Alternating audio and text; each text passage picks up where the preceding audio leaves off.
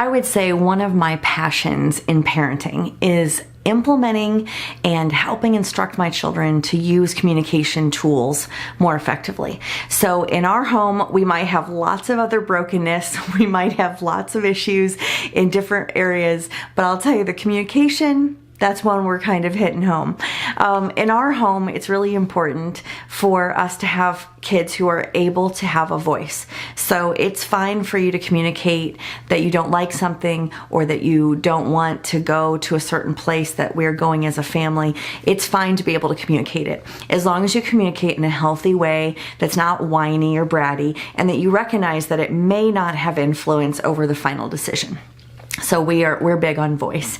I also love helping my kids be assertive. So if they're wanting to address something, they want to talk to a sister, maybe they got hit by a sister and now they don't know what to do, I steer them back to each other oftentimes. So it's, well, did you tell your sister that you don't like that? You know, because one of them will come in whining, she did this again, I hate it when she does this, and they get all upset. And my first question almost always is, did you tell them yet? Because oftentimes they haven't actually said to the sibling, I really don't like it when you do that. I know you think it's funny, but it's not funny to me. And they haven't even ever said that. Now my kids are 8 to 14, so we're talking a little bit older. I'm not expecting a 2-year-old to be like, I don't like it. But maybe you can, because honestly, one of the boundaries is for children to be able to learn no. And you want children to be able to say no to strangers, to things that are uncomfortable, to alarming situations. And so we have to embrace a little bit of, no, that's not okay with me at home, in order to get that win. And one of the last things that I love doing with my kids is talking about talking. And by that I mean the big word meta talking. We do talking about talking because we want to give a heads up to them that we want to have a conversation. So I might say to one of my kids, hey, I am concerned about what's going on with you and your math lately, and I want to find some time for us to talk about that. And we schedule that time, and then they know it's coming. Now, this could be in a smaller scale. For my 8-year-old, I might say, I'm concerned that you're on your iPod too much. In 5 minutes, I want to meet you on the couch so we can talk about it. Now, that might sound like a silly extra step. If you have something to say, if you want to say, hey, you're on the iPod too much, why are you on it so much? Or have you forgotten the rules or whatever?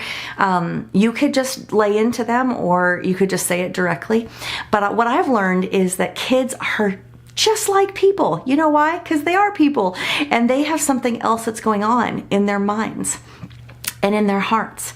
So if I take them off guard and I want to have a conversation about math or iPod usage or something with their room, if I interrupt them in what they're doing, and no matter how meaningless or silly it seems to me, Minecraft, anyway, then I really am interrupting them, and I'm less likely to get the result I'm going for because they're not really engaged. They're passive listening. They're probably saying what I want them to say.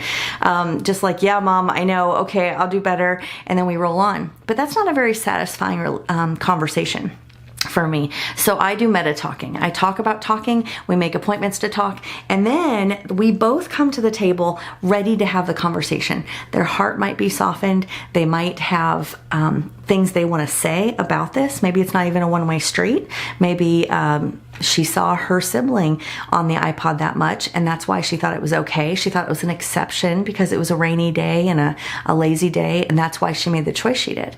Well, that's really helpful for me to hear, and she's got a legitimate point.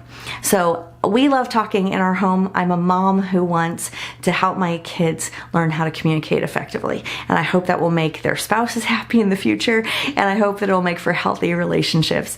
And that's me as a mom.